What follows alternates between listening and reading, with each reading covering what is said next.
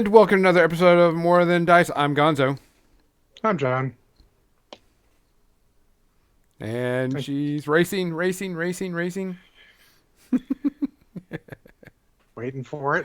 Waiting for it. It's worth it. It's worth it. Wait. Just breathe. She'll say it. And she is... Hi. Just wait. That's Kathy. Hi, I'm Kathy. Oh, Guys, welcome to another episode of More Than Dice, episode 192. Today we're going to be talking... We're going to talk about repairing miniatures and painting off stream. Kathy has a little bit of insight she wants to talk about. I have to fix a lot of models for Warfare Weekend because I broke a lot of small bits. So we're going to be doing that on stream and talking about after they broke, how to fix them and get them working correctly, and how to use Zip Kicker correctly because that's all Gonzo does. I'm waiting for John. We can totally cover Zip Kicker. I'm an expert on how to use Zip Kicker correctly. I wait with bated breath to help you on this one. I'm waiting for John, I know. I have opinions too. Excellent. This is going to be great. Before we get there, though, Gonzo should definitely hit our sponsors. Yeah, we want to thank Muse on Minis for sponsoring our podcast. They help us put out the audio files out for everybody to hear, type thing. On top of all of this, we want to let you know that I personally will be at Warfare Weekend, and there will be no podcast on Sunday because on Friday, Saturday, and Sunday we'll be streaming games from Warfare Weekend. There'll be War Machine and Hordes. We'll probably get some Warcaster and some of the other games on there just for fun. And of course, streaming the Invitational. So we will not be on next week. If you're lucky, John might fire up some MechWarrior Online, or maybe even a different game. I know, crazy. John playing a different game. Maybe John will play a different game for stream for everyone. A different game? Yeah, I own different games. I know, crazy talk. What? Yeah. What I have might you multiples of games. What might you stream? What sort of options are there? I mean, I have Borderlands 2, 3, and the pre-sequel. I've got... I probably wouldn't download MechWarrior 5 to play there because I would have no idea what I'm doing. I do have Battletech. I've got Star Realms. I've got other games. I've got Surviving Mars. I got a game called Hob that seems like a little puzzle platformer type thing. Oh, yeah, I've got games, yo. Yo! Well, So, yeah, we'll be streaming Friday, Saturday, and Sunday at Warfare Weekend. Pretty much all day on Friday, Saturday, and Sunday with small breaks in between. So John will be doing his thing on the weekdays, and I'll have to cut him off on Sunday mornings. Sorry, John. Are you doing color commentary stuff for games? Are you like the Howard Cosell of tabletop war games? Yeah. What's going to happen is Got to do a Howard Cosell voice. Got to do a Howard Cosell voice. There actually is a challenge. So the people that are in the Invitational right now are going to be helping commentate on the LCQ with Faye and Doug. Faye and Doug from Privateer Press will be jumping in and out, to do, taking breaks and commentating on the games. And so I put a challenge out to the Invitational players that at the end of the LCQ, whoever says meow the most during the commentating will get a special prize. And they have to integrate it. They can't just, type thing. So So Super Troopers type thing. yeah, it's easy, it's simple, and it's not vulgar. So I also thought that I might do like Roshaggies. Whoever could get the most Roshaggies in there. Oh, that'd be No. It's Raggy. Yeah. Look, I row all the damn time. Yeah. I'm watching a movie and I see the baddies and I'm like, ruh-roh. Raggy. So we'll do the meow. I'll see if we can do it. And then after the LCQ, it'll be other players. Let me take care of something real quick. Banyan, I will go down there and I will stab you to death. You understand me, meow? I can just say we're gonna do that all night. So, of course, Muse on Minis, we want to thank them. Guys, if you buy anything from them, they do have a lot of good tokens, a lot of mats, and a lot of good terrain. Make sure you use the dice, more than dice, all one word, to get you a discount. John. Definitely check out their MCP tokens. Really interesting looking at getting some of those. Yeah. I feel like we're missing an opportunity to say meows on minis. Meows on Minis. Meows on minis. So. Okay, so that's done. Other than that, we want to thank everybody that listens and watches anyway. John, do we have any tributes this week? I mean, we've been off for 2 weeks as a podcast, but I feel like we do, and yet I can't remember what they are. I don't. I'm sure we do, but I really don't think anything were brought directly to my attention. Anything more than tangentially, it's been a heck of some weeks. No. Yeah. I don't think so either. I mean, I really don't think there was any, to be honest. But let's go to the really cool part. Kathy, what you drinking? I'm drinking a gin and tonic. Also, my tea for the evening is Mango Magic, which was given to me by my friend Grim of Grim. Oh God, what is this? His name is too long. I just know him as Grim. It's like Grim Dark Miniatures or Grim. Is Grim something miniatures? Sorry, Grim. Probably Grimdark, because that's very much a 40k thing. Maybe Grim Nation. Grim Nation Hobbies. Thank you, V. Which is nothing like Grimdark Miniatures at all, actually. I know. That's why I knew that was wrong. I'm like, that's not right. Grim Nation Hobbies. He has a YouTube channel, and he's been doing tutorials about beginner oil painting on miniatures. Oh, cool. John, what you drinking? Well, I have a Moscow Mule, and since that's going to be a theme here, my water for tonight is a Propel Strawberry Lemonade. Oh. Which is nice and cool because it's in the fridge, because I'm almost out of water because my dumbass didn't order more in time. That was my yesterday when I was at my friend's house. That was my cocktail. It was blackberry lemonade with vodka and strawberry lemonade or strawberries. I don't know, but it tasted like a popsicle and it was delicious. Okay. Gonzo, what are you drinking? I am drinking a little bit of water too, because I'm making sure I'm hydrating up for this coming week. This comes courtesy of the refrigerator, filtered, cold. But I will also have a little Macallan for the night too, to kind of help everything going. I felt your drink for me for my birthday, so thank you very much. Yeah, Spirit. I've had a pretty rough week at school, so I was like, oh, I'll drink 1 for Kathy and 10 for me. And then another for Kathy and 10 for me. So, other than that. If we don't have any shout-outs, guys, please make sure that you go get your vaccine. Make sure you still, wash your hands, wear your mask, everything that you need to. Make sure that you're available for HugCon 2022 because it is starting to ramp up. People are talking about it more. People are getting ready. I can't wait to go. And I really want to see everybody. And if you're having a tough day, this may sound like empty rhetoric. Find us. We will happily chat with you about it. I spent Tuesday night with one of my buddies on Discord that I barely know. We just play MechWarrior together. He needed to vent, so we sat there for a couple hours and let him vent. We will do this for you. This is how we all stay sane in crazy times. Finding someone to vent with. We'll happily do that at a moment's notice. Just find me, message me somewhere, and I'll find you. We'll chat, voice or just text, however you want, and I'll help make your day better. Yeah. And that's what I like Discord for. Just as a note to between Twitch and Discord, this is how I have kept my sanity over these last weird couple years, because it's communities like you guys and the people in the chat here, and the people that hang out with me when I'm painting, and the other people who are painting or gaming that I hop in on and am part of their chat, and the Discords that I've joined, where we will get together in a Discord chat and we'll be sitting there painting and we'd be hobbying and talking about random stuff, just as if we were at the game store sitting at a table painting together. Mm-hmm.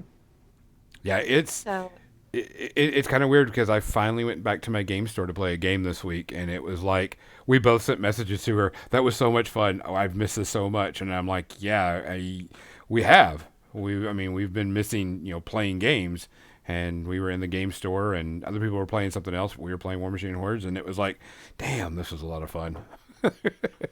So yeah, make sure you reach out anywhere. I mean, everybody can find us on Facebook. You can find us on here and Twitter, you name it. You can find us. Find us. Type thing. So, guys, tell y'all, everybody be safe. We'll see you at HUGCon 2022 if I don't see you at Warfare Weekend. Cheers. Cheers. Cheers.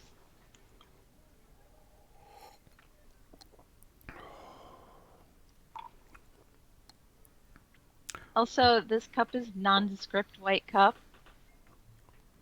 But when I empty it as I'm drinking, down in the bottom of the cup it says you've been poisoned. I'd like to thank my friend Roy for this cup. It is now my favorite cup.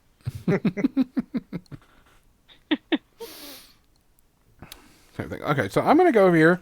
I did get some miniatures in, by the way, so let me flip over to the paint cam. And I'll get my lights turned on and everything and move everything around. Oh, that's where you left your glasses. Yeah, one time. Found them. I keep them now there on purpose, so I don't have to worry about it. So I keep mine on my face. Well, these are my glasses for miniaturing because I'm getting old. Oh, I have those. My glasses for miniaturing. It's this thing. No, the headset. Oh Yeah. Yeah, that's my visor over there. But then these are my glasses for looking at a monitor versus my glasses for looking at anything else. So I got some of those heavy gear models in. I got the troop pack in. Just want to show those off real quick. Little bitty doot. And they fit on here. So compared, I don't have a heavy gear model near me. Sorry. But Those are very tiny. they are. And like this one little small one is for like the artillery. I mean, okay. They're bigger than the Are like these like Epic. 10mm scale? I don't know what. They're probably about 10 millimeters. Yeah. I see my millimeter ruler over there. So yeah, they're probably about 10 millimeters. But I got those in. And so it's a little team pack. It's, I've got like a sniper team and everything else. And I could probably outfit some more on there based on whatever I'm doing. Haven't figured out how I'm going to outfit the teams. And then 12 millimeter. Are they 12? They look 12. 1/144th, so 12 millimeter. And then I got the big heavy tank for it. And one thing I do like is they give you 4 what is this? 4 different things so you can magnetize all of them and put on here because they have a backpack.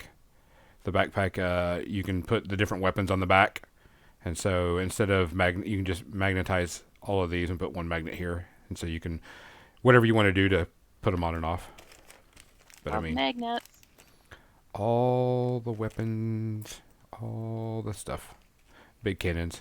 Haven't had a chance to put it together. Of course, I've been stupid busy. So, Kathy, why don't you talk about your thing while I start getting miniatures out and getting stuff ready? You were talking about getting and painting off stream. Yeah, I was talking in the pre-show about how I've been enjoying painting the Suzerain of Desire, on my stream, but I feel like one of the reasons why I decided to, hey Rathmore, one of the reasons why I decided to read all week this past week, in addition to me just dealing with a little bit of anxiety, so I just needed a little relaxation, and reading out loud for me is just very relaxing. But the other reason was because I'm at a point with this particular model where I'm I'm painting it for a competition. I'm painting it for the Resin Beast, which is Creature Casters painting competition at Adepticon. And so I want to do my best with it.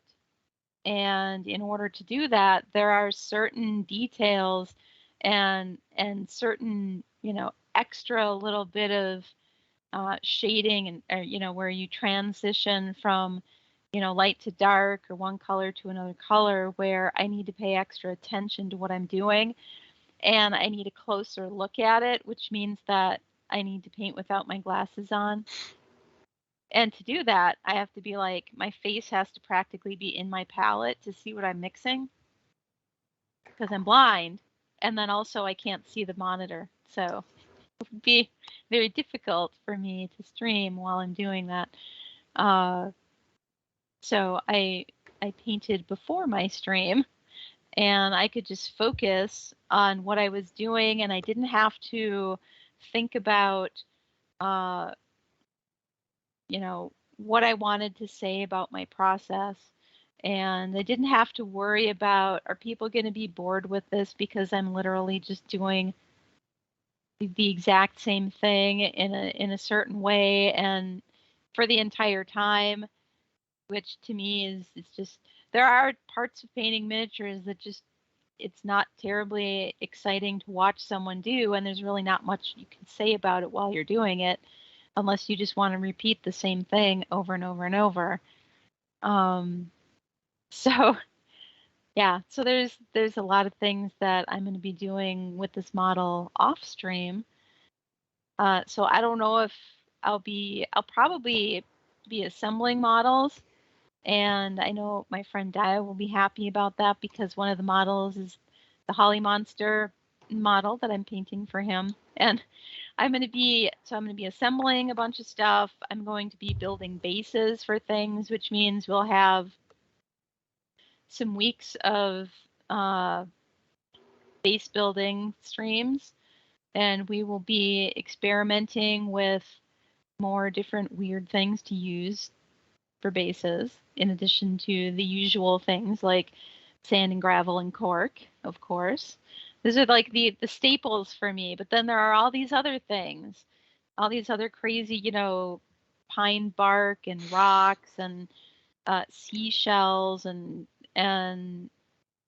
texture paste, like the Vallejo texture paste or the GW technical, texture paints. Well, they're not really paints, but and things like that. So, and maybe I'll get some of that Liquitex. I don't know if it's a gel medium or a gel paste. Or I have to ask my friend about it, but she does a thing where she makes her own texture paste with this Liquitex medium of some sort, whatever it's called, and mixing sand in with it. And which you hear a lot of people talk about mixing PVA glue and sand together, but this is just another different variation on that. Yeah, it sounds like you would get something similar to like the GW Astro Granite debris that I use on a ton of models. Yeah, but this is like, you can get a whole giant jar of this Liquitex stuff for like not that expensive, and then you get sand, and so you've got this whole big bunch of. Rathmore says I use the Liquitex resin sand acrylic medium. And what about human flash? I just saw that in the chat. The non-technical GW paints, like human flesh. What are we doing with human flash? More later on what we're doing with human flash. It's Halloween. Giggity. It's Halloween. We're crisping it up for cracklins.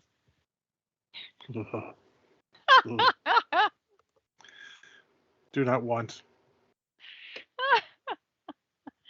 And V says, I will watch Kathy repeat the same thing over and over and over.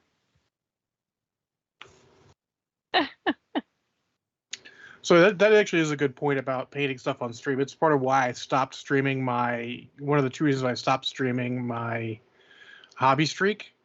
Because a lot of times, there's not much to talk about while you're just sitting there trying to, get something done. And then also, I mean, it's really hard because you can't listen to music, and I like listening to music while I hobby. But that might change because with Twitch new rules, we'll see. We shall see. Yeah. So Now, there are people that do stream music, but they just turn off the VODs. If you turn off the VODs and clips thing, I don't know how that works exactly, but we'll see. you need to do it. So Gonzo's already started the cleaning.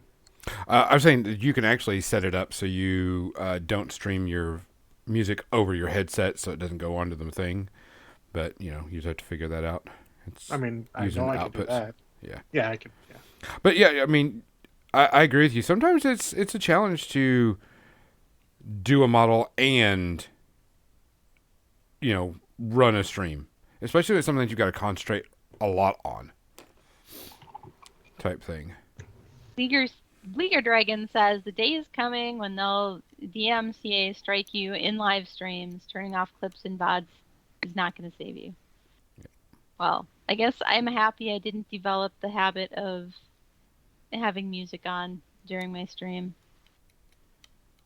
I mean, I sit down. It's the only time I get to listen to music, really. So that and my drive. So. But yeah, Gonzo's right. You can absolutely have it so desktop audio is turned off, so you can listen to whatever you want.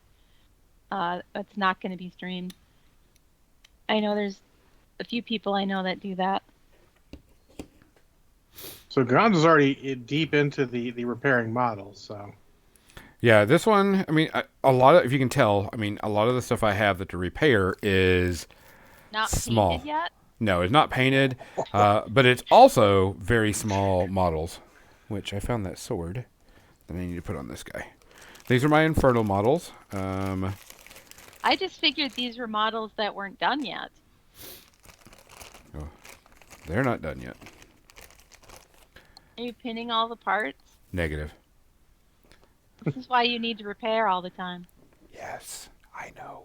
We can all talk about repairing models, and I will always say, if you don't want the arms to keep falling off your Blood Bowl tree man, drill into the arm and drill into the model and put a paper clip in there and glue it, and a little tiny bit of green stuff.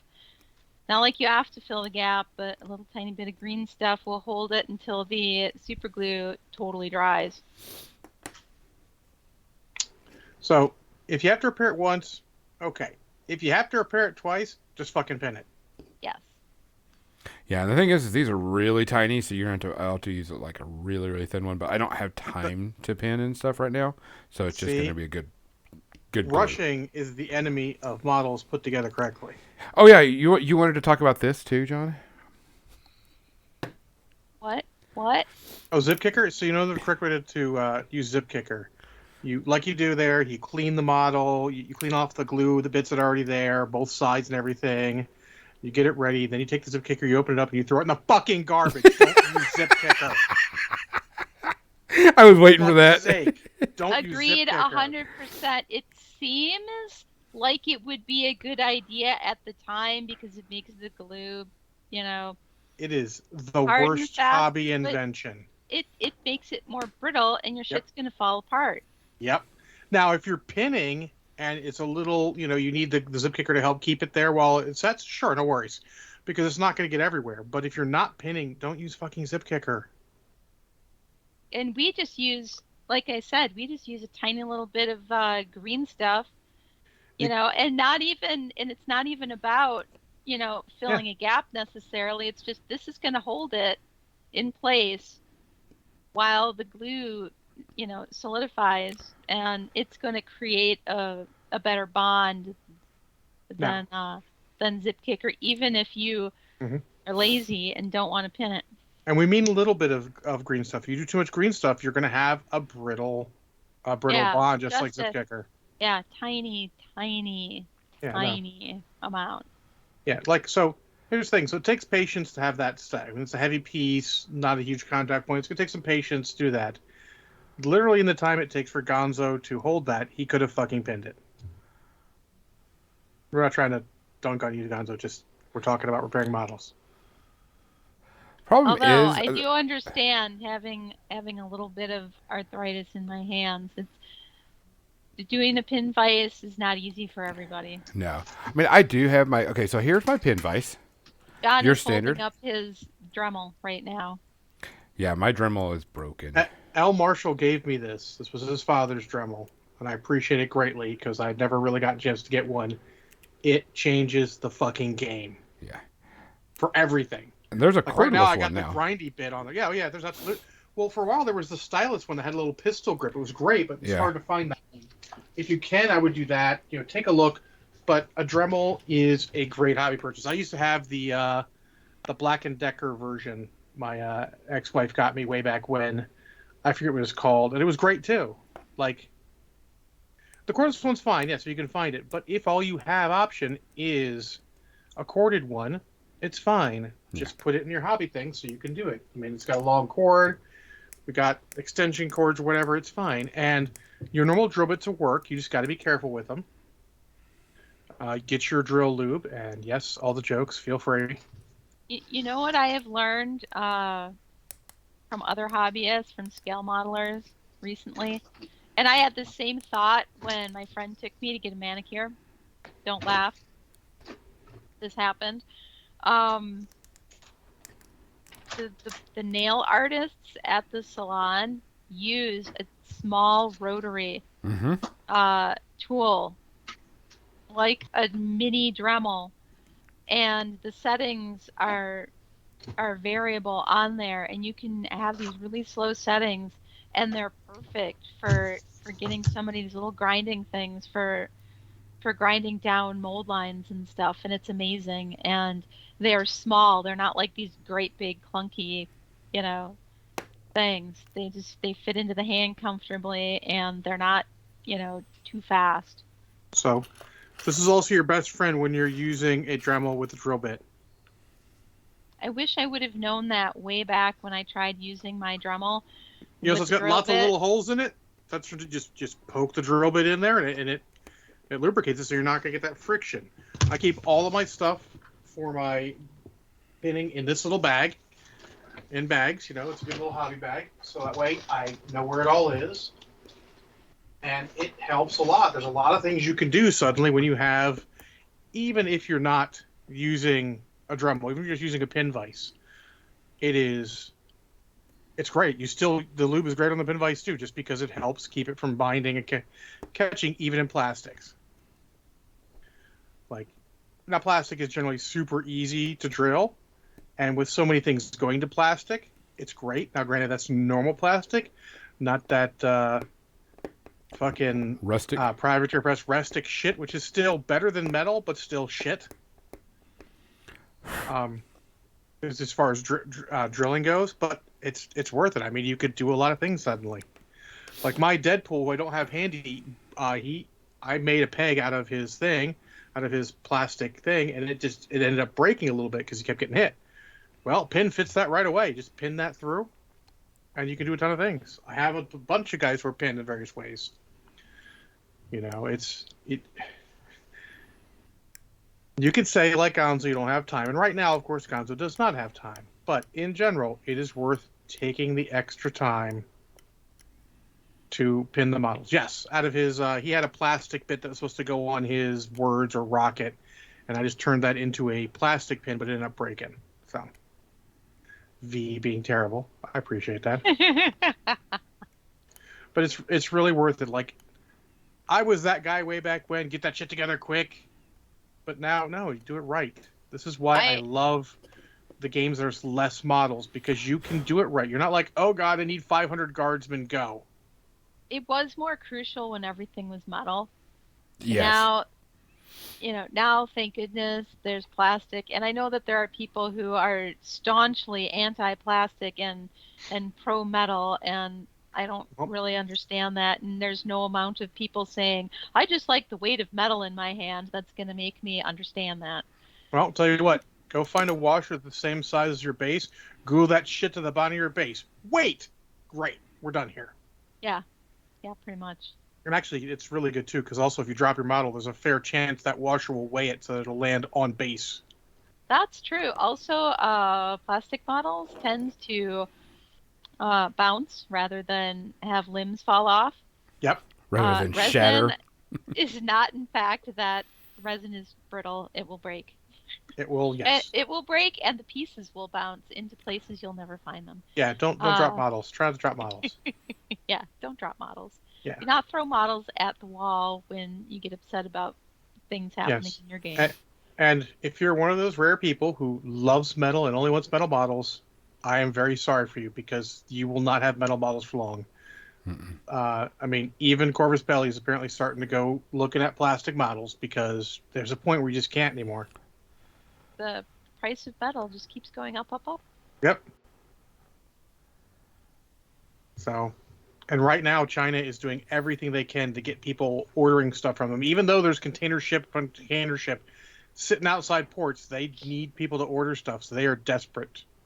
Trust me, I see the spam emails for one of the people I work with. It is insane. Oh, yeah. I've had to do that with quite a bit with Warfare Weekend.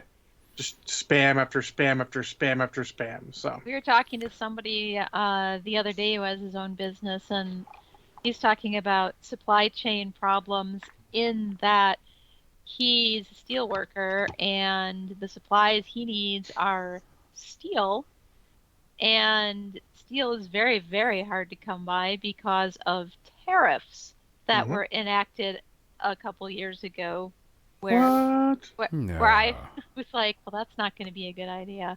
Yeah, well. Anyways. This whole thing, I mean, between COVID and bad political decisions and, I mean, that one fucking container ship getting stuck for forever. Yeah. Like, that is all just utterly fucked. Yeah, it's like a nightmare scenario of supply chain. So that's why, you get... Legionnaires and I were talking about it. He feels like we're almost, in some cases, in a third world country of miniature games sometimes, My buddy Marshall had to order Blade and Moon Knight and other models from Canada because they got those models in, and we haven't gotten them here in the U.S. yet. Nope. Supposed to in December, though. Yeah, supposed to. It's good. We're ordering some stuff from them. We're ordering big chunks. It's a good company in Canada. Happy to help them out, too. Yeah. But it's just weird that you have to do that, You don't usually expect that. Not in America. Yeah. But so, back to assembling or fixing models. What Gonzo's doing is important. You have to get the old glue off. Oh, yes. Absolutely. Because you want your bond to be metal to metal. Yes. And if it's glue to glue, or glue to primer, or glue to metal, it's not going to be a good connection. No, it's going to be terrible. This is where some other tools that Gonzo doesn't own come in handy. This is another one where the seam scraper shows its superiority to the GW mold line remover. Seam scraper, hobby knife, woodworking tools. This is one of my favorite tools, and I know that it's not going to be in focus, but it is just a woodworking tool. Well, I will tell you why I think the seam scraper is superior to a hobby knife, and it's really simple actually. And your woodworking tool is better also. So hobby knife here, this is going to break. Yes. This tip. This is a solid steel tip. It is not going to break. So, and that's kind of what the woodworking tool is too. It's very sturdy. It's a better grade of metal for what you're doing. And now your hobby knife's gonna be fine. Cut the bits off, but when you have to dig in there and get it out, I was just using one of the files with the rounded point helps a bit. Use your seam scraper if you have one. If you don't have a seam scraper, you should look into it. Like, it's a really good tool.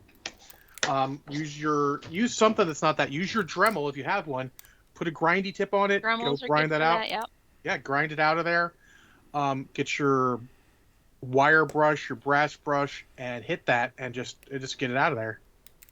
Your old crappy brass brushes that aren't as good for cleaning stuff anymore, that are just a little too frayed and terrible, that'll get in there real well and get rid of that. And also, when you get that all cleaned out, you want to treat it like it's a new model. You want to get in there, you want to score it, you want to get your your file in there, your knife in there, score it up so you've got a little bit of indentation to help the glue bond better again. I mean, or you could just pin it. Pinning it solves a lot of those problems. You don't need as much of the bond and everything there. But if you're just going to glue it, some things I understand are not pinnable. You ain't got time, but you got to get in there and you got to get that stuff out. And so, don't use your teeth. Don't use your teeth. Actually, the clipper is actually better than using the hobby knife for it because the clipper is a higher grade of metal. Again, it's not going to break as easily. Higher thickness and everything.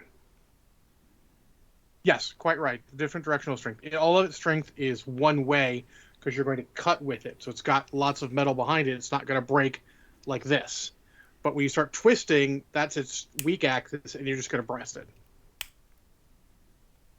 So, again, I think, honestly, as we get into more and more lower model count armies, and honestly, plastic models are so much easier to clean than metal models do, as this case, just because the stuff comes off better. You can take the top layer of plastic off if you need to. I've done that.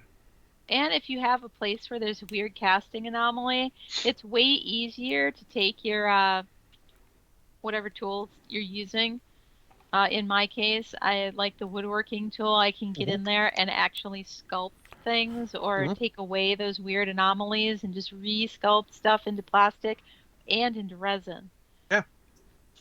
It's a matter of playing around with it. Hopefully you don't have to because no one wants busted models, but get in there with your tools. Like, show that tip of that file, Gonzo. It's pointed. A little pointy, but if you get... So that one's not bad, but then the rounded ones are the best. You don't want the super pointy ones, the ones where you're like, fuck, I stabbed myself again. The quasi-pointy ones like that or the rounded ones are better because they're not going to break. There's more material there. They're less likely to break. Yeah, I don't have a rounded one, but with your tools. That one will be fine, honestly. Yeah. It's a little bit more. You just got to be careful. When you start feeling resistance, don't just try and force it. God, this is innuendo TV. That's actually good. Talk. Honestly, that's good in multiple situations. It's not just in hobbying, but in general, if you feel resistance, don't just try and force it. Yeah. Attack it from a different angle. Yes. Use lube. Might be lube. Like, honestly, even on your tools, it may seem stupid, but it would actually help because you're just trying to get that glue out of there for the most part. Sometimes you gotta sweet talk your models.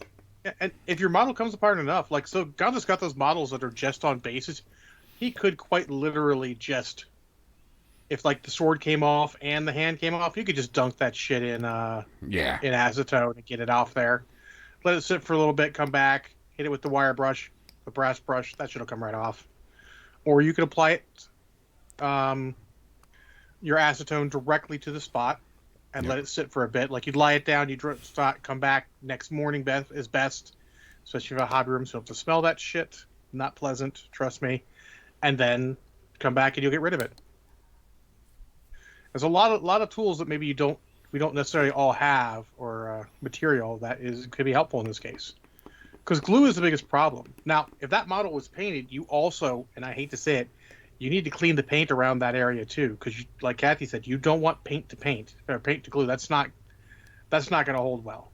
Yeah, paint is going to peel off of the original surface. Yep. And if a model breaks, you're going to have to repaint that portion. Sorry, it's just the way it is. Yep. You don't do it right away. Honestly, no one's going to really notice some of those things. And I usually wait till I have a bunch together and go. And you may as well, rather than just gluing an arm back on during action or what, you might as well just leave the arm off. Just leave your model maimed until you get home and you can fix it. Yeah. Yeah. And there's even in like tournaments where, WYSIWYG, people are like, just put the arm behind it. Yeah. No, if someone gets in your case because your WYSIWYG model broke in the middle of a tournament, they're an asshole. I would talk to the tournament director and rest assured that opponent is an asshole and make sure you give him your full attention.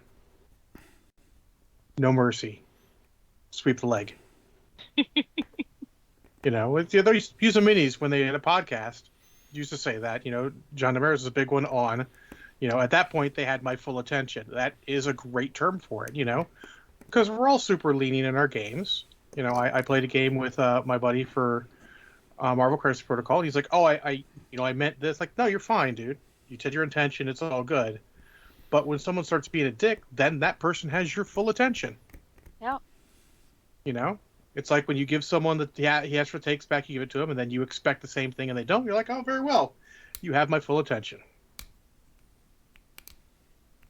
So, you know, no one's going to worry about that. But yeah, so the painted models, you got to be careful. You're going to have to take some of that bit off, and you're going to have to repaint that bit.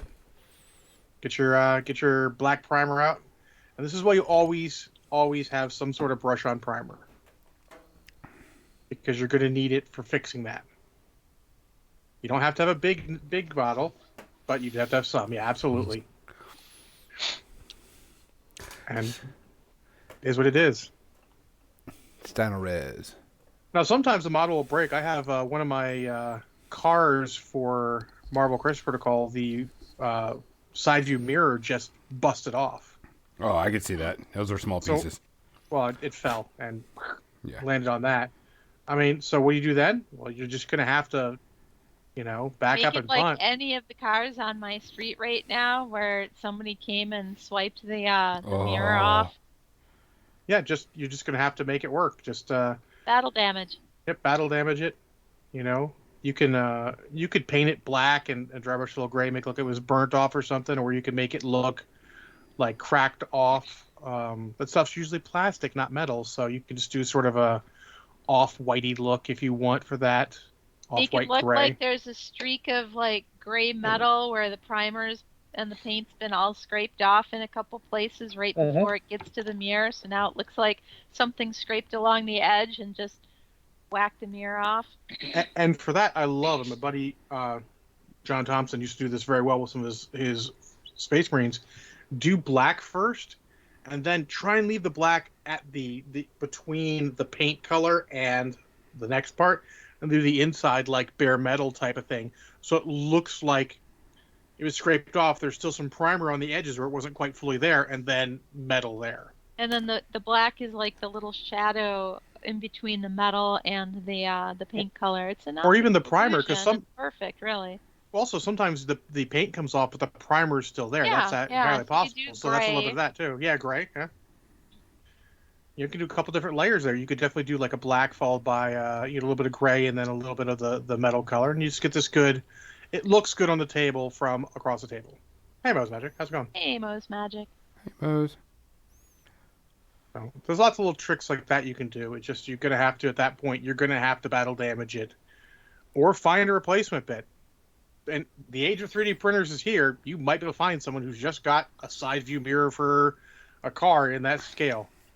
I did see somebody post, I think it was in one of the MCP Facebook groups, where they had dropped their car on the floor, the plastic model car, and they posted a picture of it, and I was sitting there thinking, wow, it looked like, I thought he meant to do that because it looked like it was in a car accident, sort of thing, like dented and stuff. And he's like, no, man, I just dropped this. And then I thought, huh, that works. Still good terrain. Good. And everybody in the comments was like, yeah, it looks like you meant to do that. Yeah, I mean, these are all cars that are about to get thrown at some fool or have some fool thrown into them. Yeah. Or already were thrown at somebody. Well, in Marvel, once you throw it at somebody, it goes off the table. Well, technically. Technically. But yeah, who knows? You could have thrown someone earlier. And You absolutely could take a wrecked car and throw it at someone. Indeed. But yeah, I thought that was a good idea. He was just rolling with it, and that's just what you got to do sometimes. Yeah, there's a ton of models. With the destruction. Yeah, there's a ton of models where, you start off, make it normal, then something breaks, then you're like, well, now I got to convert this. Then it turns out being something awesome because you sort of had to back up and punt.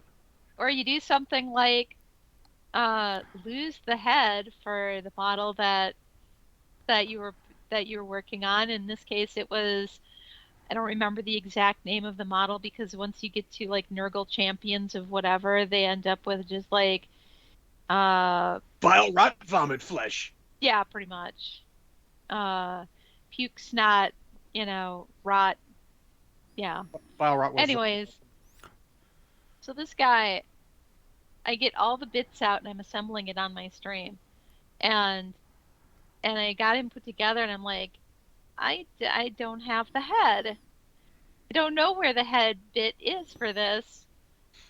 And so yeah, and he's right in the chat. She's like Pumpkinhead, and I said, I don't know, what do you guys think I should do for the head of this guy? And they said I should make it a pumpkin. So pumpkin. uh, Only thing better be I pumpkin. took one of the Nurgle skull sprues from the GW skull sprue, and it's like this skull with one eye and this horn. And I glued that on, and then I around it did green stuff in the shape of a pumpkin. But now he's got this one eye, which is very nurgly. And I cut the horn off at a certain angle. I'm doing this on my own head, like I'm making this gesture, like cut it off right here. Mm-hmm. Anyway, so it looked like the stem of a pumpkin. Yeah, And that's perfect. oh my gosh, it was so much fun, and it added so much character to this thing, and it was silly, but it was fun at the same time. It was completely nurgly. Yeah, I had a Chaos Champion, one of the limited models. I had a couple copies over at Games Workshop, and I didn't have his sword and shield because I guess someone had grabbed it, used it for something else, and I ended up with the model. I'm like, what the hell to do with it? I'm like, well, I've got Chaos Marine bits, so I just threw a Chaos Marine backpack on him and gave him like a Power Fist and like a combi weapon. And I'm like, perfect. He's like a Chaos Space Marine champion now. Go. Perfect, yes. Yeah, it worked. I love doing that with Chaos. It's so easy. Chaos definitely you can do a lot of. Oh, I'm just gonna. Oh, he's missing a hand. Here's a rolled tentacle. I mean, yeah, that's how a lot of the original Chaos Mutations came up. But there's a lot of that in there that we lose sometimes. But those happy little accents help. It kind of forces you to find a solution, and then it ends up adding so much more character than you might have, tried. And I wasn't gonna waste the whole model just because I couldn't find the head. Oh God, no! You'll find a head. This is what kind of head you gotta find. I have nothing for that.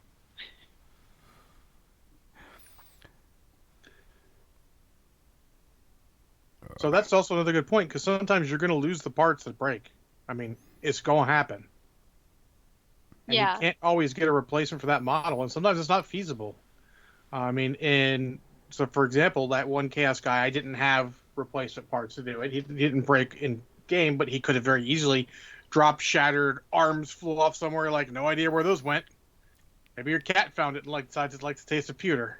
That has absolutely happened too. Well, I don't know about cats, but that's happened where something lands on the floor and bits bounce, and you just never find them again. Or you find them like 2 months later in the most bizarre place of your house after you've already fixed it.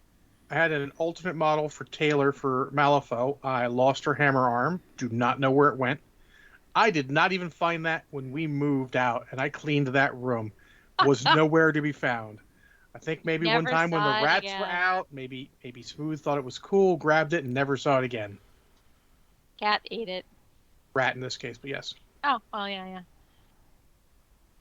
But yeah, so I mean that happens. You just got to be ready to back up punt. Luckily, that is one of my favorite models from Malifaux too, by the way.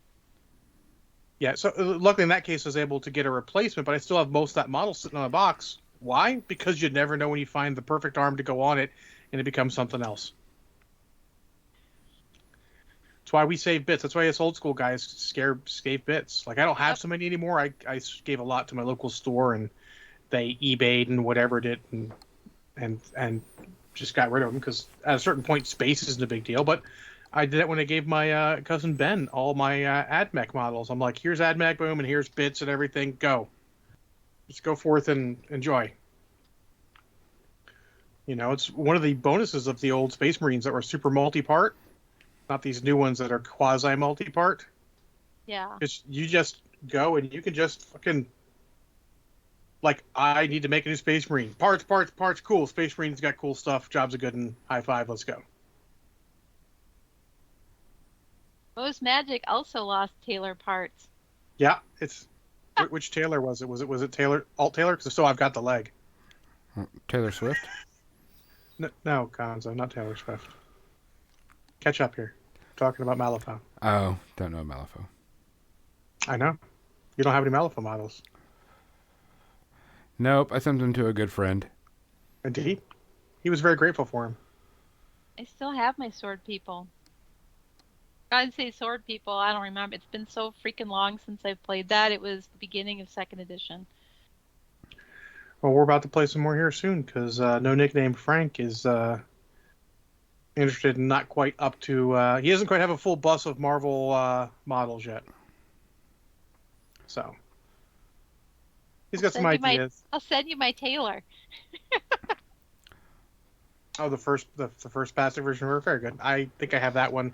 That one had freaking separate straps for her fucking tunic, which is a pain in the ass. Fuck that. Did not put those on. Jeez, I have standards. I don't know where it is. I mean, it's here. It's here somewhere, right in this area, in one of these drawers. Oh, it's funny. I didn't want to put together the plastic one, but because I really liked the metal one. The metal one was fairly static, but they sort of twisted her in a way that it ended up with a reasonable pose. So I don't know if I still have it. I'll have to check. I've got models missing everywhere. I like the weird things with the. It was weird that the two Victorias it seemed like they were different sizes, like they were different scales. The metal ones? No, the plastic ones. I didn't put together that generation of plastic ones because I did not like the very punk look. It was very out of place for Malifaux. I still have the metal ones before that. I the original liked metal them, ones. and I did a bunch of converting. Speaking of, I wasn't really repairing and nothing. I didn't actually lose anything, but what were they called? The sword, not Sword Sisters. Do you know what I'm talking about? The box set with there were 3 sword ladies. They were Ronin. Yeah, the Ronin and then there were the 2 Victorias, and there was Taylor, and there was the orphan, I think. Oh, the plastic one? She is the student of battle. Okay, so yeah, it's been a long time since I've even looked at them, but I made fun bases for them, and I didn't like the bows on the 3 Ronin. I hated that. Also, I thought it was stupid that they were out sword fighting in lingerie. What? So the one lady that just looked like she was wearing a little teddy and thong underwear, I actually sculpted cutoffs on her, and I filled in the little gaps in their backs where the bows were supposed to go, so that it just looked like just like there is no bow. This is just her back, and this is just her cutoffs or whatever she was wearing. And then one of the Victorias had this jacket on, and she's like this, and you could see that she didn't have a shirt underneath it. I thought that was kind of stupid, so I just took a little piece of green stuff, and it's just so easy to just make it all of a sudden look like she's got a little, like there's a ridge, so there's a shirt there, like a little shirt on. It was super easy.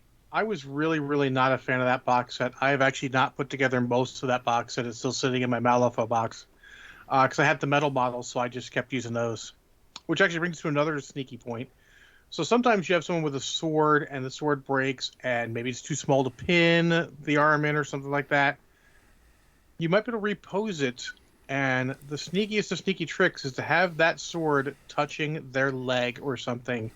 So suddenly you have another point of contact. Yeah, touching any other part of the base or any other part of the model if you can, where it doesn't look super awkward. Yeah, because that suddenly helps a ton.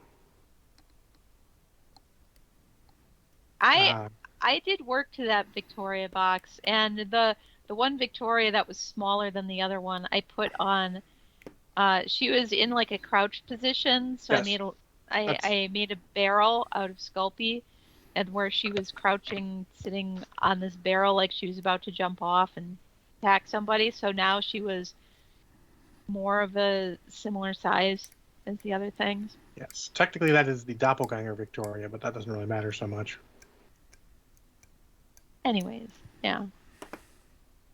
It was fun. It was fun for me to Yeah. modify all that stuff and make it more interesting. And then I did fun little bases for them too. Yeah, I'm actually happy they actually made a brand new box set for that crew. I might actually Huh. pick that up because I still have metal models for Christ's sakes. I have my metal. What is it? The Showgirls. I Colette. like I liked Colette Dubois and the Showgirls, the metal ones. Thought those were I cool. I have the metal ones and I have the plastic ones, and I don't have the newest ones, but maybe. I'm not really playing that faction right now, but back in the day, you could use the Showgirls as mercenaries, and I ended up getting them for some really good deals. So you know how it is back in the day. You get models for a good deal, you just get some models. Yep. Oh, I might have to send you some. That'd be funny. I I keep haven't trying. played Malifaux in forever, and I don't even know where I would. I don't even know anybody I would play with. Sadly, well, that's kind of how it is for almost every game ever right now. I think you'd like the look of the new Victoria stuff. They're all fully clothed. They're not scantily clad. Not so much. The Ronin are back in the sort of Western look rather than super punk look. Badian says us. I think we might bring Malifaux for HugCon. Well, I'm sure they'll have a tournament there. That would be well, I'm not going to play in a tournament. No, but I'm saying I that might would be play a another reason. one-off, but I wonder if they're doing the cake tournament. They used to do the cake tournament, and the Mm-hmm. cake tournament was all about just like playing a game and bringing a cake. And then it doesn't matter what the outcome of your game was because you were judged on your cake. And I was a cake judge one year. It was amazing. Did you get to taste every one of the cakes? Yes. Nice. Yes, I did. It was phenomenal. So I should bring a cheesecake, is what you're saying, because it Oh my technically is a God, cake, right? yes. Yes. There was somebody who brought Hostess like snack cakes. They had like it was I'm sorry, person who brought the Hostess snack cakes, but that was the lowest score. Oh yeah, but it was a cake. Technically, yes. What if they made a cake of Hostess snack cakes? Now that would be creative. Yes, and Is it tasty. media time? Yep. It is media time. Right. We have media. 2 weeks worth of media. John, I Yeah, know I at don't least even has remember what I 17 watched things. the week before. Nothing. 3 things. This week, however, I did watch things. I have 3 things. I have like a bunch. I have like 6 things, but there's just kind of one thing I wanted to talk about. So, Mostly we already talked about What If. I'm just going to jump right in because I watched those last 2 episodes of What If. I also watched the last episode of What If. and I liked it very much. I don't know that it completely makes up for the fuckery and bullshit in the episode before it, It but I doesn't. liked it very much. I thought it was good. I think I said to somebody, if they hadn't done the one stupid thing to let Ultron get the gems, the sort of like, oh, this is how he got the gems, that was just really retarded. I actually didn't have a problem with him just, That was the stupidest thing. Like, it I took me completely out of it, and I no longer was invested in the episode. and It was I so stupid. expected that because you had mentioned it, Mhm. and it's still I was like, that's not that bad, I mean, the situation was It's such that it made sense to me. it didn't. It wouldn't have happened. It was lazy, and that's what I hate it for. It was fucking lazy. Fucking Yes, Manion, that's what we're talking about. yes, what we're talking about. The rest of the episode, that second last episode, was great. Like, I liked a lot of that. It was cool, and I really liked the last episode. But it's just, yeah, V. Actually, I would agree. Much of What If was a little lazy. Yeah, there I were don't times where I necessarily. felt like it was kind of like the whole, oh, it's a dream sequence and they woke up. Yeah, well, I I felt mean, like what it was on a par with that sometimes. what if's like that, and I would say I think what if is probably, and I'm going to leave out WandaVision because I haven't watched all of it, so it wouldn't be a fair comparison. I think it's the least of the series that I've seen all of. Falcon Winter Soldier's better, Loki's better. It's not bad. I've watched Loki twice now, and I would watch it again, I think. And that's saying a lot because I don't usually rewatch things. Yeah. So, not that's not to say it's bad. It's still really solid overall. Just the only real thing is some lazy writing and a Yeah. little bit of tone. It should have worked on its tone better because there's too much downer in the middle. There was a lot of really desolate, bleak kind of feeling scenes, and I'm at a point right now, and I feel like there's a lot of people that are at a point right now in life and the world as it is that don't really need to see, they don't need to be reminded of how bleak and desolate Yes. the world is right now, no matter which world in the multiverse you're in. This would not be a time to release The Empire Strikes Back. You would shelve that shit a little bit until it gets better, just because no one wants that kind of stuff. But that being said, I enjoyed What If overall. Yes, and I thought the last episode was good, very good.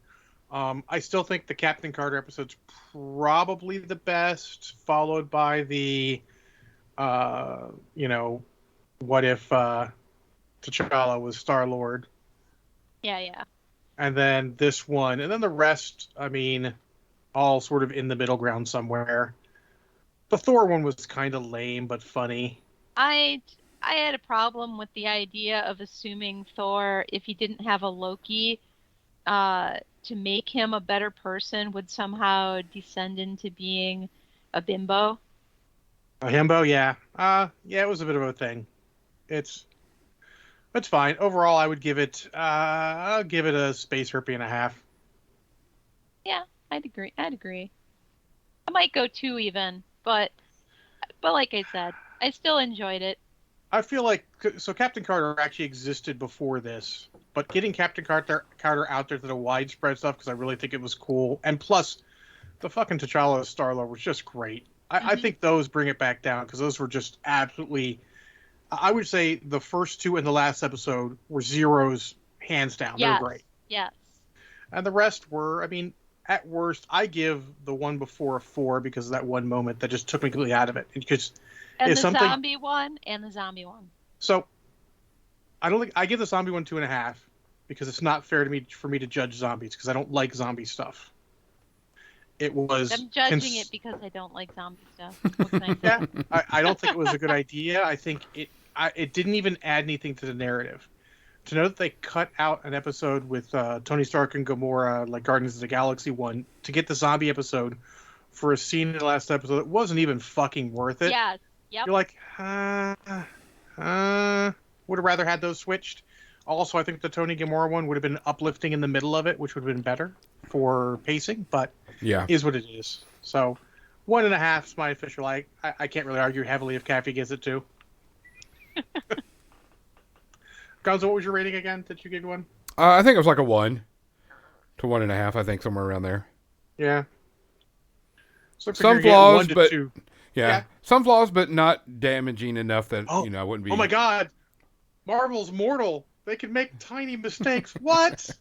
Hashtag Right? Black Widow. What? It's not like we gave it 4 stars or 4 space herpes overall, like you gave Beastmaster, which I disagree with because I think it should be 3 stars because it's fun. Wouldn't argue. I wouldn't argue Levy against 3 stars, but only because of Podo and Kodo. Oh my God! You know it's free on Amazon, and I haven't watched it yet. Oh, you should. I haven't seen it in years. It holds up so well. I'm sure.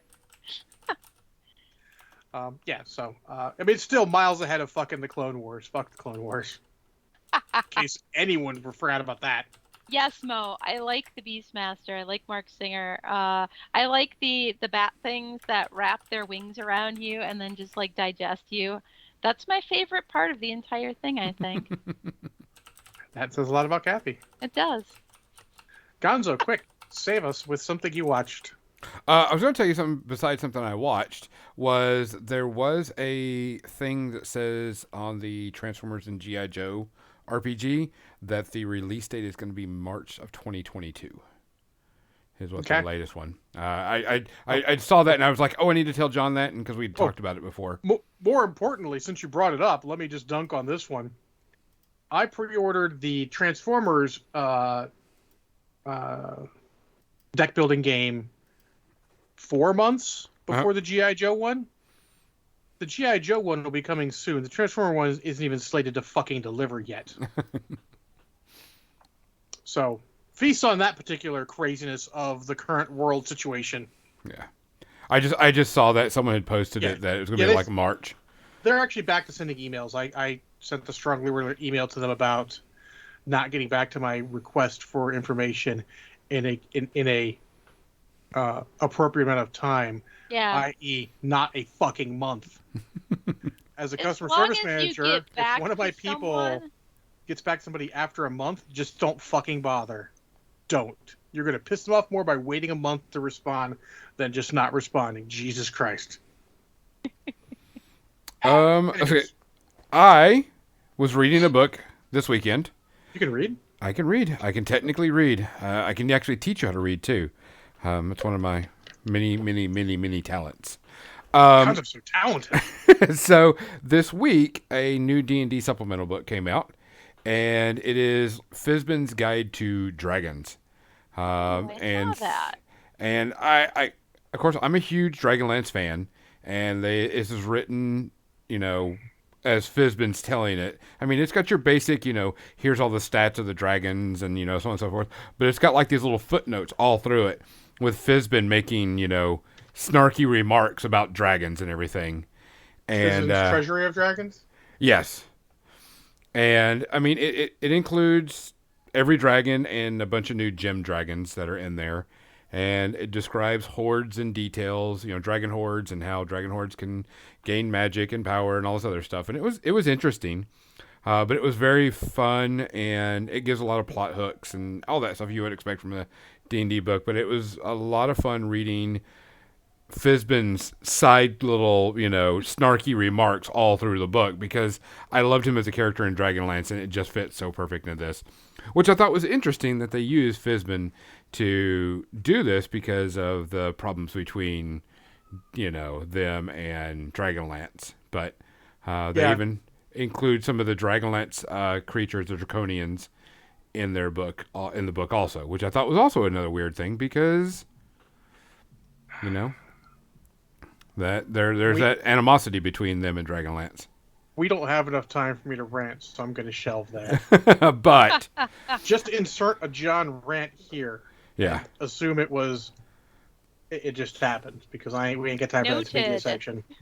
But I mean, it was fun reading the book. I've already got a few things that I'm probably going to use in my current campaign that I'm running about dragons that I'm going to include for some dragon stuff in there and fold some stuff in. But it was actually a really good book. It's a good read. Expands on dragons, gives you more information on new rules, stuff like that. So I had a blast with it. Still not finished with it about the very end, but I'm waiting on it. So cool. John. Well, as it's Halloween, I watched the same thing I watch every Halloween. Nightmare Before Christmas? No, I've actually never seen it all the way through. Okay, go ahead. No, the extended video for Michael Jackson's Thriller. Yes, Cookie Madness. I've not seen The Nightmare Before Christmas all the way through. I've seen all of it in parts, and it is very good. Just never had the opportunity to sit down and watch it from start to end. Love the soundtrack too. Nightmare Before Christmas, it's great. I'm not even going to throw, which had never had a chance to. But no, I always watch the entire full music video of Michael Jackson's Thriller every Halloween. Is the appropriate time. It is an amazing video. It is, also, absolutely. Vincent Price, so good in that. Vincent Price is good in everything, but getting him to do the rap and all that is just top notch and awesome. The choreography in it's great. The makeup for the time, just off the chain. And I remember that thing. It was just such an event when that first released. Like, everyone went home to watch that thing. Like, the Oh, yeah. world stopped to go watch that release. And for once, it was fucking worth it. Yep. So, hey, shocking. I'm going to give that 0 space herpes. And yes, it's right there next to Casablanca. I would agree with that. It's the standard. You cannot make a music video better than that. It's just really good. Uh, by comparison, the truncated version is a little odd. You need the whole experience. If you're going to watch the truncated video, don't just listen to the actual like album cut of the song instead, and do something else while you're doing it.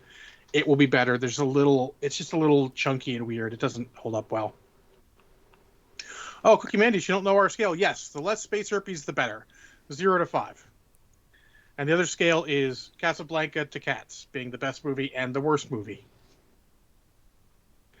And yes, Kathy's correct. The less herpes is better than more herpes. So yeah, absolutely, I watch it every Halloween, and it still holds up here. 20 some odd years later, 30 years later. Fuck, I don't even know. Many years later, it still holds up. Oh, Cookie Man, if you've never seen Cats, that is a good life choice. Continue to make good life choices. The new I haven't seen that Fantastic Four, so maybe bad. I have not seen but... any of the Fantastic Four movies, and I've heard that I probably shouldn't because I enjoyed Fantastic Four as a the comic first book one. when I was a kid. The first one is not bad. It's also not good, but it's not bad. I haven't watched Rise of the Silver Surfer because the first one was not good. I'll stay my course. It's probably fine. Anyways, what else did you watch, Kathy? I watched a Halloween themed movie yesterday. I watched Halloween. I mean, the original 1978 Halloween. It's right there in the title. I've never seen it before. Never seen any of the Halloween movies before. So I watched Halloween. I've not seen the Halloween movies. It's not really my genre of choice. It's not usually, but I was in the spirit of Halloween. I watched that with a friend of mine, and it's a motherfucking classic. We know this. Yeah, a classic. It's kind of like, the daddy of slasher films. It was kind of like the forerunner of things like Friday the 13th. Donald Pleasance in that? Yeah. Yeah, fucking A. Donald Pleasance. Geez. He's the psychologist who. Yeah. Yeah. From what I hear Halloween is like one of the gold standards. But let me tell you. Oh. The entire time I'm like, why are these people being so stupid? And then I had to remember things you've said about horror movies. Horror movies, people need to be stupid. It's like what you said about the zombie What If episode. Yes. Where people in a horror movie have to be stupid, and you can't picture members of the Avengers being stupid. Yeah, and that kept going through my mind as I'm watching this. I'm like, why are these people being so stupid? Yeah, it's a disconnect. It's hard. That's why I don't watch a lot of that. I do like some well-crafted horror. There are some out there I've seen that is so people right. just not being stupid. Poltergeist. Poltergeist is the first real horror movie I ever saw, and I saw it when I was 10. Poltergeist is what I would classify as a great horror movie because people aren't really stupid in that movie. It was scary. Yeah. Actually scary, as opposed to, jump scare or, thriller scare. And like the first Nightmare on Elm Street is legitimately scary at points too. Yes. It defends into silliness, but Texas Chainsaw Massacre to me was scary, but I think I need to rewatch that again because I haven't seen it since I was probably a teenager, and maybe I would feel differently about it now. And look, if you want to get into jokes, the two worst horror movies I've ever seen were Star Wars Episode 1 and Cats. So those were just shit shows, and that's a different thing. I mean, they horrified me. That count?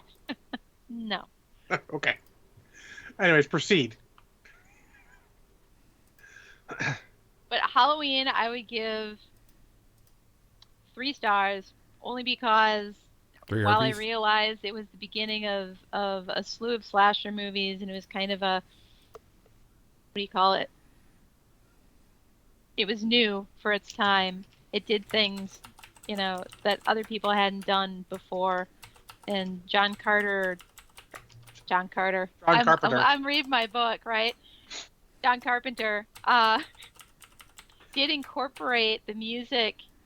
I mean, he worked with the hmm guy who worked on the Well, music he's too. a legitimate musician And he too. really punctuated a lot Yeah. of different scenes in this using music really effectively. So actually maybe that in itself removes a star or a herpes, sorry. So Yeah. maybe 2 space herpes, because it was actually the music that made the mood more dark, and that's what you Yeah. want out of something that's a horror movie. It kind of brings you back into it after you get taken out of it by people's stupidity, Yeah. like the chick getting stuck in the window. And why didn't she put pants on? I mean, pants. They're Yeah. important.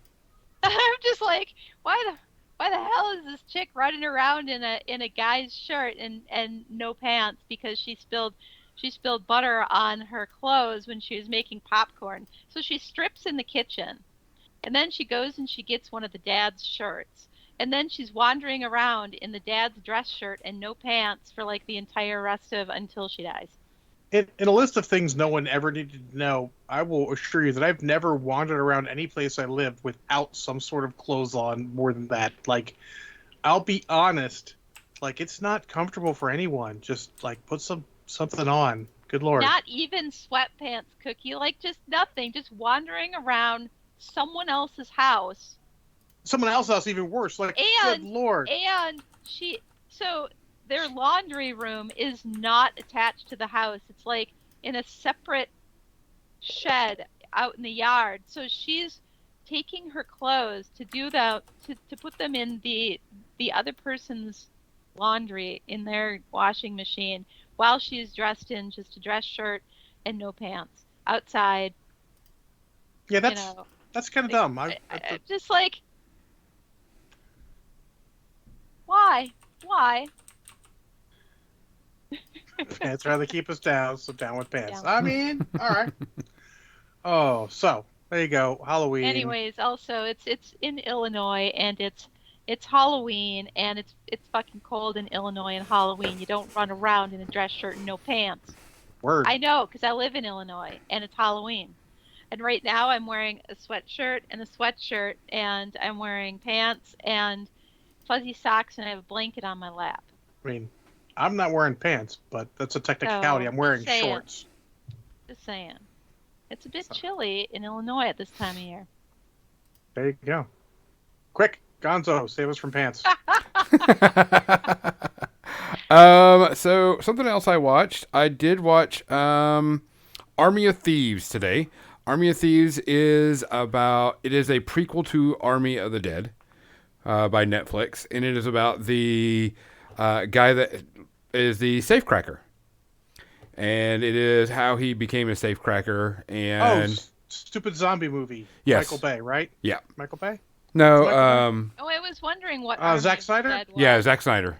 Okay. At first I was like, oh no, not Army of Darkness. A totally different thing. Okay. Hail to the King, baby. Yeah. Army of Darkness is classic. That should be a Halloween movie. Yeah. mean, And Not? it was okay. I mean, it's about 5 people that try to rob a bunch of banks, and just learning about robbing a bunch of banks. It was okay. It gives me like a 2.5. I mean, I've seen worse. It gives the meh rating because there's just not much to it. I mean, yeah, it sounds wonderful by your sterling description of it. Yeah, it's about learning who this guy was before he went to go to that other movie. Did it need to be made? Not really. Did it even really care? Not really. Right. But skip it. Yeah, I would skip it. It wasn't bad, but I mean, it just wasn't, it wasn't like, hey, go watch this. Are we all the way to 5 space herpes on that? No, no. He gave it 2.5. It gave it a 2.5. It's not bad, but it's just not. You got better things to watch. Gonzo's more lenient than we are, I was Kathy. gonna Yeah. say you're nicer than me, and I'm nice about these. It gives a minute because there are some decent parts of it, but overall, it's just not great. You know what I'm All saying? Well, interesting. Type thing. Well, my actual movie watch the past 2 weeks. No, I was looking at a couple of different things. I was gonna watch The Crow, but didn't really wasn't really in the right mood for that. Then I was gonna watch Tron Legacy, but I didn't want to watch Tron first because I didn't have that kind of time, and I want to watch them back to back next time I watch them, or at least day after day. So instead, I watched one of my favorites, Lucky Number 11. I've never seen it. I love Lucky Number 11. It is super cool. It is a bit heavy, and Metal John actually hit me with that. There's a lot of heavy things in it. It is rated R for good reason, even if in the middle it has this great, quirky humor, even quirky love story in it that's not even like sappy. It's just interesting. But it is fucking heavy because a lot of people get killed in a lot of brutal ways. And the whole thing, and it's one of those ones you don't really want to ruin because there are some twists and turns in it. But the idea is basically that Josh Hartnett is playing Slevin, and he gets mistaken for someone else and just pulled into this plot between two gangsters where he has to do stuff he doesn't want to because they think he's someone he's not and owe them money. But it's him, it's Ben Kingsley, it's Morgan Freeman, Bruce Willis, Lucy Liu, wow. Stanley Tucci. It has a great cast, and they all play off each other well. I mean, honestly, watching Morgan Freeman is always a treat. Ben Kingsley gets so into characters. It's great. I actually really like Josh Hartnett as an actor. I respect him very much for turning down a lot of roles. He just does what he wants to do. He turned down Batman, apparently, because he didn't want to be Batman. Lucy Liu is at her best acting-wise in this. She's very quirky and fun. Her and Josh Hartnett have a great chemistry together. Stanley Tucci's fun in what he's in. It's just a great movie to watch. I enjoy the crap out of it. It is sort of that Quentin Tarantino snappy dialogue-ish, but not nearly as bloody as a Quentin Tarantino movie, but still a bit heavy. So keep that in mind when you watch it. I give it 0. I mean, I've watched it probably once a year since I found it. I'm gonna put that on my list. It sounds interesting. I love the crap out of it. But Kathy, what else did you watch? So it's funny that you should mention you were gonna watch Tron Legacy. And that you didn't because you wanted to watch Tron before that. Mm-hmm. Because I watched both those movies today. And that just cracked me up when you said that. I'm like, no shit. I was late for our 6 o'clock Skype tonight because I had just finished watching that and I wanted to throw some food together, before we started. And not only did I watch Tron and Tron Legacy today, I had a sci-fi triple feature because it started out with Forbidden Planet. Oh shit. Yeah. Leslie Nielsen. Yes, I didn't. And my friend's like, you know who that is, right? And I'm like, and he's like, picture him like in comedies with white hair. And I couldn't get it. And even though I saw the name in the opening credits, it just didn't click with me. And then he pointed it out, and like for the whole rest of the time, I was like, oh my God, that's so obvious. Mm-hmm. I like Forbidden Planet a lot. It's good sci-fi. A little dated, but still really good sci-fi. Oh, it is so very dated because let me tell you what I noticed about it.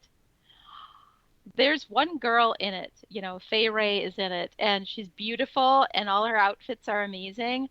And she's never seen other humans before besides her dad, like in her life. And she's like 22 or something.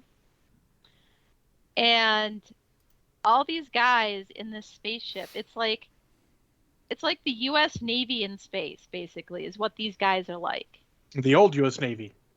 Yeah. And they land on this planet and they see this girl and they're all jerks. They're all these horn dog assholes. Yep. every single one of them is creeping on this woman, and I'm like, oh my God, that's horrifying. Yeah, it just does not hold up well. So yeah, it doesn't hold up. But the story Yeah. itself is great. See, And they'll I remake things absolutely from not that long ago, love but they the won't remake music, Forbidden Planet. the settings. Yeah. I mean, all the paintings of the scenery and The matte painting. everything. Oh yeah. Yeah, I mean, and I love the spaceship itself, the Hmm. flying saucer thing. It's fantastic. And the way it crosses the eclipse of the sun or whatever. Yeah, and Uh, Robbie the Robot.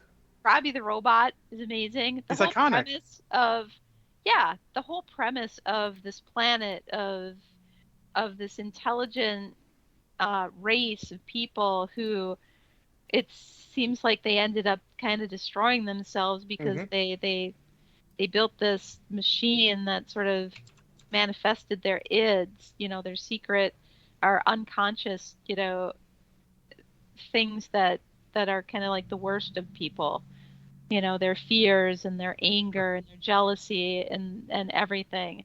And it Definitely. manifests in these monsters. But it's the whole premise and everything is interesting. But then there's these guys who are like, you know, Navy sailor teenage horn dogs, even though they're all like 30 and they're macking on this poor woman and she has no idea, right? Yeah. She's like, And oh, Francis actually. she's like, yeah, Uh, oh, what's a kiss? What do you do with that? I don't oh. understand how this works. Wait. And so this guy kisses her and she's like, is that it? Which was that made me laugh. I Yeah. appreciated that. She's like, that's it. And the guy's like, oh, well, uh, and then it turns out that she's just kissed all these guys. All these guys have kind of conned her into, kissing them so they could grope her basically. And which is just creepy. And and then the commander comes in and basically tries to make her feel bad about what she's wearing because it's too scanty for all these sailor boys. Oh, the 50s. Yeah, 1957. Um, so other than that whole weird weird, horn dog sailor creepiness, everything else was fantastic about it. And I could see where uh, lots of other sci-fi shows, including Gene Roddenberry's anything Gene Roddenberry did, including Star Trek, and uh, and Doctor Who, and all this stuff, were, obviously drew some kind of inspiration from this story. Absolutely. And I It, could see this story having a flavor of something like H.P. Lovecraft in it. and I would love to see a good remake of it. It's old enough. It's been Yes. math years. 65 years. 1957 plus whatever Yeah. equals Yeah, years. 56. Yeah, Yeah. So yeah, absolutely. So they could remake this. Why don't they? they could. Yes, So they could do a good job. what do you give that real quick? I'm gonna give it one space herpy only because of the horn dog Navy sailors. Fair And enough. other than that, I really, if you can get past that or laugh about it, cringe about it, then absolutely watch it. Totally So worth it. quick reviews on Tron and Tron Legacy. Oh my God, I love Tron. I don't think I've seen it since I was a teenager. And it was really interesting how, to me, you look at, they call it the grid, people call it the matrix, you call it, you know, uh, what is it in Shadowrun, where Deckers go in there. And anyways, The I feel grid. like it makes sense that it's flat and geometric and it's like circuit boards, circuitry and computer chips and stuff like that, Hmm. where these people travel along these lines of energy and everything. And the way the computer graphics were now, and it you'd think that it would be really cheesy and stupid, but I didn't feel like it was cheesy No. and stupid. And I really appreciated how all of the faces of the people, when you get all the people that are in the grid, all the programs, it had this sort of old timey silent movie look Mhm. to it, you know, but with glowing strips of light. Yeah. And I really appreciated that. I thought it was really, really cool, and it gave that whole otherworldly, you know, electronic, digital sort of feel to it. Yeah, it's great. I saw it in the theater. I remember saw it in theater for the brief time I lived in North Carolina. Was super great there. Loved it since. Had a good soundtrack. Um, Even though more on that when you talk about Tron Legacy. Yeah, the Journey did a song on it. Yep. And then Only Tron, Solutions. and then Tron Legacy watched, of course, right after that. And so, of course, CGI. I mean, this when did that one come out? Was it just a few years ago, or 5 years ago, or It's more than a decade. okay? I wasn't sure because they're talking about cell phones and Wi-Fi and stuff, and I'm like, I 2010. don't know. Okay, okay. Uh, but so they they take full advantage of all the advances in CGI that we've done to make the grid feel more like the real world. Like it looks like the real world. It doesn't really look like a digital world anymore, even though they still have that. They try to do all the bands of glowing, Yeah, they do a you know, similar things, effect, stylistically. but it's not it didn't seem otherworldly enough to me. Like I liked it, and it was overall a fun story that they put together as a sequel. There were some parts where it just sort of it's like they were stretching these parts out sort of needlessly. It felt like Yeah, it is a fairly concise movie to begin with, and then they stretch a couple parts to get a solid running time. It seems like it needs another little side story, but that may be too much for it, you know? This is why I could be like. that another little side story or something, but all they did to stretch things out was just enhance battles that should have been over sooner, or enhance moments like between you know, where they're towards the end where they're struggling uh with the bad guy, you know, Mhm. when they're trying to get to the portal. And it just felt like that battle was maybe a little longer than it needed to be. Or when he's talking to when the main guy is talking to the girl, she's the love interest, and they're spending this time gazing into each other's eyes and stuff, and I'm like, can we just move this along a little now? We get the idea. I feel like nowadays that would have been a Disney Plus exclusive because they wouldn't have made a theatrical runtime. They wouldn't have felt like they needed to. They would have done like six 45-minute episodes or something, stretched out things they could have more, and then not had to have the extra stretching, I feel like. Yeah, because it seemed like the pacing was a little weird in some places. Yeah. Otherwise, it was fine, and I'll give that one a space herpy. Well, Regular Tron, 0. so I would give Tron Legacy one space derpy, but the soundtrack takes it down to 0 because the soundtrack Is by amazing. fucking Daft Punk is The soundtrack absolutely is good. amazeballs. Yeah. Also at the beginning, when the kid goes to his dad's arcade and turns the power on, Journey is playing. Yep. It's not that song, but it's Journey, and I thought Yep. that was amusing. It's the same song I think was playing when they visited Flynn's arcade in the first one. I'd have to check though.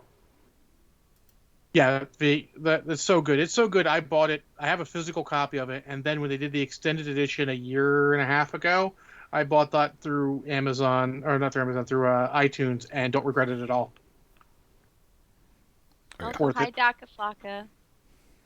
So there you go. I think that's probably enough. We're 5 minutes over. We're going late today. We were really late Wow. today, and I only got like Yeah. 2 things in. I didn't even get a chance to do Dune because I watched Dune. So we'll Yeah, have well, to you save gave us a that. want chance to. to maybe. I Oh, did still you? want to see it. I want to still. We'll see. I want to Let's see it in the theater. So we've got 3 weeks before we'll be together again. So let's try and see it by then, if we can. Give it a Okay, good old that's fair. college try. That's fair. All right, you have 3 weeks to watch Dune, then we'll review it all together. How about that? Yeah. Yeah. Yeah. Maybe they'll have it at the hotel. Maybe. It's on HBO Max, so I mean. I'm not bringing passwords with me. That's crazy talk.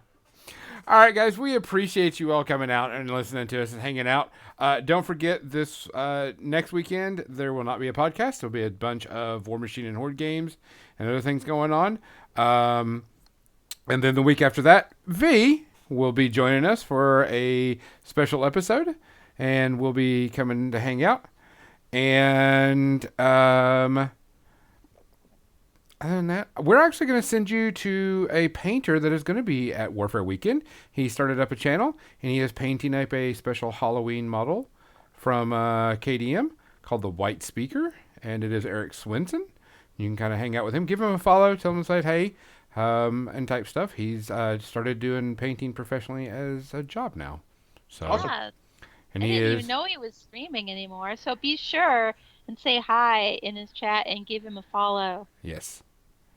So I yes, will. yeah. Make sure you give him a follow and wish him good luck at Warfare Weekend.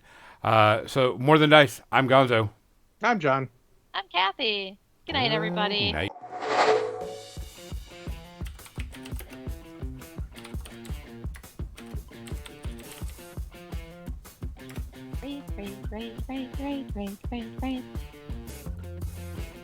Raid. Raid.